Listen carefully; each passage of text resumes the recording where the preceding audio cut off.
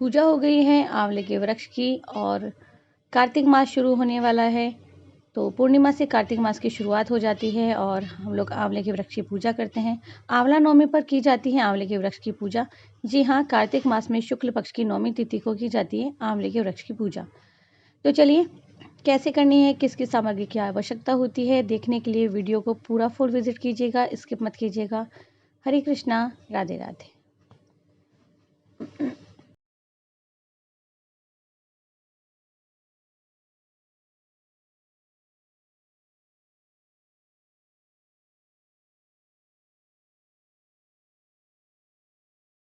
Hare Krishna, Radhe Radhe. Welcome to my channel Laddu Gopal ji की सेवा ज्ञान भक्ति। कैसे हैं आप सभी लोग? आशा रखती हूँ अच्छे होंगे।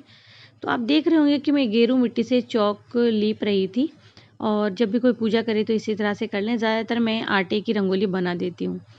तो आज हम लोग आंवले की पूजा कैसे करते हैं वो देखेंगे। और आंवले की पूजा आप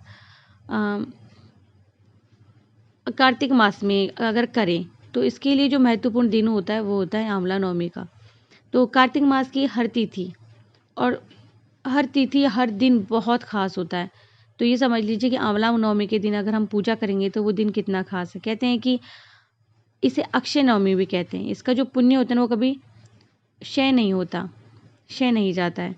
तो कार्तिक मास की जो शुक्ल पक्ष की नवमी तिथि है उसको आंवला नवमी मनाई जाती है। तो जैसे ही कार्तिक का महीना शुरू होगा उसके शुक्ल पक्ष की जो नवमी तिथि आएगी उजाले वाली, उसको हर घर में, ज़्यादातर ना हमारे सनातन धर्म में यही है कि हर घर में आंवला नवमी पर आंवला की पूजा ज़रूर होनी चाहिए।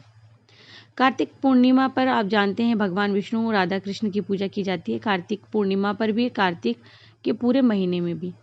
तो यहाँ आप अपनी मन इच्छा से जितनी सुंदर आपको रंगोली आती है आप बना सकते हो। ऐसा माना जाता है कि आंवला नवमी के दिन गंगा स्नान, पूजा, हवन, तर्पण, दान या कुछ भी हम करते हैं तो हमें मनचाहे फल की प्राप्ति होती है। पर आप जानते हैं कि आजकल शहर में लोग रहते हैं तो वहाँ बहुत कम ऐसा होता है कि पेड़ मिलेंगे आसपास में। इस तरह के गांवों में तो मिल जाएंगे लेकिन शहर में मिलना नामुमकिन होता है। ऐसे में आपको क्या करना है, आप अपने घर में गमले में लाके छोटा सा पेड़ लगा लीजिए। धीरे धीरे देखभाल करते करते वो बड़ा हो जाएगा। इस दिन आप किसी नदी या सरोवर में जाके स्नान कर सकते हैं। लेकिन आपके आसपास अगर नदी सरोवर नहीं है तो थोड़ा सा गंगा जल आप अपनी बाल्टी में डाल के आप उसमें पानी मिला के स्नान कर सकते हो। गंगा स्नान जितना पुण्य ही प्राप्त होगा। इस दिन आंवला के वृक्ष की पूजा का बहुत महत्व होता है। आंवला नवमी के दिन भगवान विष्णु का वास आंवला के वृक्ष में बताया गया है। आंवले के पेड़ में भगवान विष्णु का निवास है। तो इसे लोग ना अक्षय नवमी के नाम से भी कहते हैं। इस बार ना 21 नवंबर को पड़ रही है, ठीक है। तो इसके नीचे बैठ कर के विष्णु पूजा अर्चना हमें ज़रूर से करनी चाहिए। इसके नीचे आप भोजन भी खा सकते हो। भोजन ज़रूर खाना चाहिए, करना चाहिए। अगर नीचे नहीं खा सकते हो तो आपके घर में अगर आंवले का वृक्ष है उसको पास में रख के उसके पास बैठ कर के भी आप भोजन कर सकते हो। तो कार्तिक में तो आपको पूजा करनी ही चाहिए। वैसे भी आप घर में आंवले का वृक्ष रख सकते हो और उसकी पूजा कर सकते हो। कई महिलाएं तो अपने परिवार की सुख संपत्ति के लिए भी पूजा करती है। तो देखिए, ये जो आपको मैं बता रही हूँ कि मूंगफली, आंवला और टॉफ़ी वगैरह मैंने ली है, क्यों ली है वो मैं आपको बताऊंगी अभी। सबसे पहले तो देखिए, ये आंवले का वृक्ष है। तो ये मैंने अभी कुछ महीने पहले ही अपने घर में लगाया है और इससे पहले जो था वो सूख गया है। तो ये टॉफ़ियाँ मैंने केवल आपको बताने के लिए लिया है ना। 108 में लेकर के कहीं कहाँ ही मैं उनको बांटती, कहाँ मैं देती। 108 मूंगफली ले लें आप, 108 आंवला ले लें, दूध ले लें और कुछ फल आप ले सकते हैं पूजा के लिए, ज़रूर से लेने चाहिए।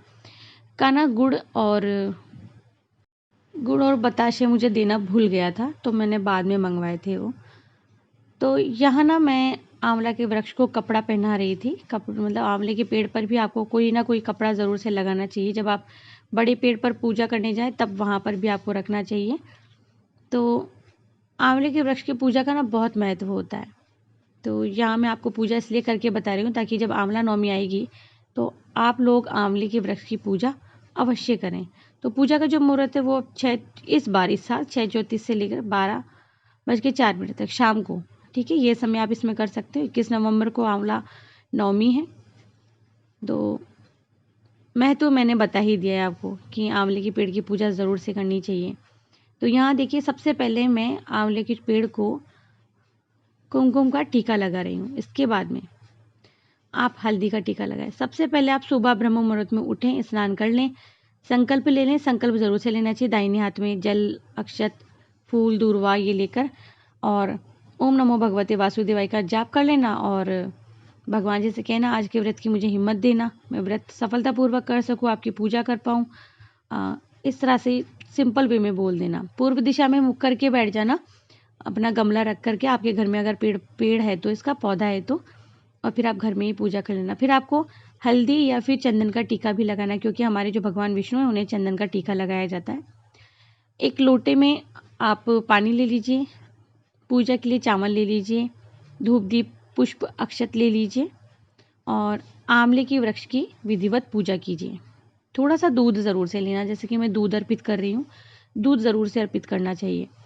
और देसी घी का दीपक आपको लगाना है, तो देसी घी और दीपक की व्यवस्था कर लीजिए। वैसे मैंने बताया है, मैं आपको बता दूंगी, वीडियो शुरू में लगा दूंगी या फिर जो है लास्ट में लगा दूंगी। तो ये मेरे घर में कुछ हार श्रृंगार का पेड़ है, कुछ फूल मैंने लिए हैं पूजा करने के लिए, ये ज़रूर से अर्पित करें। कहते हैं कि भगवान विष्णु को ये फूल भी अति प्रिय है। और इसके बाद में देखिए ये मैं पुष्प अर्पित कर रही हूँ। आंवला नवमी को आप ना गर्म कपड़ों का दान भी कर सकते हो। जैसे कि जानते हो कि ठंड में आती है, यानी कि ये जो कार्तिक स्नान है इस समय थोड़ा थोड़ा सा ठंड होने लग जाती है, तो आप वो भी कर सकते हो। यहाँ देखिए मैंने चौक पूरने के लिए दोनों चीज़ें ली थी, यानी कि गेरू मिट्टी और आटा मैंने लिया था, तो वो दोनों ही मैं साइड कर देती हूँ। और मैंने कुछ बुक्स रखी है वो भी बताऊँगी। तो इस तरह से चौक पूर सकते हो, कोई डिज़ाइन बना सकते हो, रंगोली बना सकते हो। देखिए आप देख रहे होंगे मैंने फल तो लिए ही हैं, तो एक फल हम अर्पित करेंगे आंवला के पेड़ में। ये देखिए कुछ ऐसे।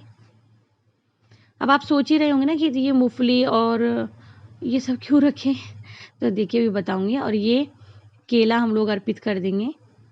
तो ये मैंने इसलिए रखे, मैं बताती हूँ कि 108 आंवला अर्पित करते हैं 108 परिक्रमा लगा के। लेकिन अगर आपकी क्षमता नहीं है, किसी कारणवश आप पर इतनी सारी परिक्रमा नहीं लगा सकते हो, तो देखिए ये जो आंवला है एक रख देंगे, इसमें 8 आंवला 8 परिक्रमा दे करके आप आंवले के पेड़ में अर्पित कर सकते हो। मैं आंवला को अलग कर लेती हूँ, ताकि जब मैं 8 परिक्रमा दूंगी तो ये 8 आंवला मैं अर्पित कर दूंगी। और 108 मूंगफली लेकर, 108 टॉफ़ी लेकर के, 108 रेवड़ी लेकर के आप आंवला के वृक्ष की परिक्रमा कर सकते हैं। ठीक है, जैसे देखिए ये टॉफ़ियाँ हैं, तो आप 108 टॉफ़ी भी ले सकते हैं। आपको याद रहेगा कि आपने 108 परिक्रमा लगाई है। और अगर आप केवल और केवल अर्पित कर रही हैं एक जगह पर, तो आप तुलसी की माला से भी 108 परिक्रमा गिन सकते हैं। तो ये मूंगफली 108 जैसे ले ली, 108 मूंगफली लेकर आप अपने साथ में किसी बर्तन में रख लेंगे। कोई भी फल ले सकते हैं 108, जितना आपका सामर्थ्य है, जितनी आपकी इच्छा शक्ति है। इस तरह से आप एक परिक्रमा लगाएंगे, एक मूंगफली उठाएंगे और उस मूंगफली के दाने को आप या तो आंवले के वृक्ष में या आंवले के पेड़ के नीचे यहाँ इस तरह से ऐसे अर्पित कर देंगे। ठीक है, तो बहुत इजी है पूजा करना, कोई प्रॉब्लम नहीं है। तो गुड़ और बताशे खीर ज़रूर से अर्पित करें। ठीक है, तो ये देखिए जैसे कि मैंने दीपक रखा है देसी घी का, हम लोग दीपक प्रज्वलित करेंगे। टीका मैंने लगा दिया है, आंवला का मैंने बता दिया है कि आंवले का विशेष महत्व होता है। आप आंवला नवमी की पूजा करें तो आंवला ज़रूर से रखें, 108 या 8, ये आपके ऊपर है आप कितना रखना चाहते हो। परिक्रमा जो आपको देनी है, परिक्रमा आप या तो 8 लगा लें या 108 पूरी अगर आप कर सकते हैं तो कर लें। मैं केवल वीडियो आप लोगों को बताने के पर्पज़ से बना रही थी, तो मैंने 8 ही परिक्रमा लगाई थी। यहाँ फिर हम लोग क्या करेंगे, आंवले के वृक्ष की आरती उतारेंगे। देखिए आप इसी पेड़ के नीचे बैठ कर के, पास में बैठ कर के ओम नमो भगवते वासुदेवाय नमः का जाप कर सकते हैं, करना चाहिए। आंवला नवमी की जो कथा है वो भी आप ज़रूर से सुने। तो जो आंवला नवमी की कथा है वो कुछ इस प्रकार से है। देखिए मैं आरती उतारती रहूँगी या जो भी कुछ करती होंगी वो आप आराम से देखिएगा। तो काशी नगर में एक निसंतान धर्मात्मा वैश्य रहता था, और एक दिन वैश्य की पत्नी ने एक पड़ोसन से जाके कहा कि तुम किसी पराये लड़के की बलि भैरव के नाम से चढ़ा दो। यहाँ देखिए मैं आंवले के वृक्ष को चुनरी उड़ा रही थी, तो तुम्हें ना पुत्र प्राप्त हो जाएगा। ये बात वैश्य को पता चली तो उसने अस्वीकार कर दिया। उसकी पत्नी मौके की तलाश में थी। एक दिन एक कन्या को उसने कुएं में गिराकर भैरव देवता के नाम से बलि दे दी। तो मैं ये कथा इसी बुक में से देख करके पढ़ रही थी। आप भी ऐसी बुक लेकर के आ सकते हैं। और एक कन्या को उसने कुएं में गिराकर भैरव देवता के नाम से बलि दे दी और हत्या का परिणाम विपरीत हो गया, बिल्कुल उल्टा। लाभ की जगह उसे उसके बदन में क्या हो गया, कोढ़ हो गए और लड़की की जो प्रेत आत्मा थी वो उसे सताने लग गई। तो यहाँ देखिए सारी पूरी कहानियों से भरी हुई ये किताब, और मैंने भी इसी में से देख करके आप लोगों को कथा सुनाई है।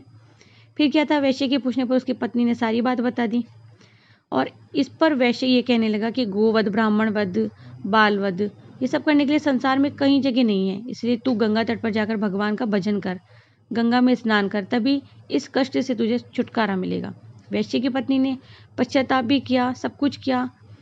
रोग मुक्त होने के लिए माँ गंगा की शरण में चली गई। माँ गंगा ने उसे कार्तिक शुक्ल की 9वीं तिथि को आंवला के वृक्ष की पूजा के बारे में बताया और सेवन करने के लिए कह दिया। तो महिला ने गंगा माता ने जैसे बताया था उसी अनुसार से आंवले के वृक्ष का पूजा किया, व्रत किया, तो वो रोग मुक्त हो गई और उसे संतान की प्राप्ति हुई।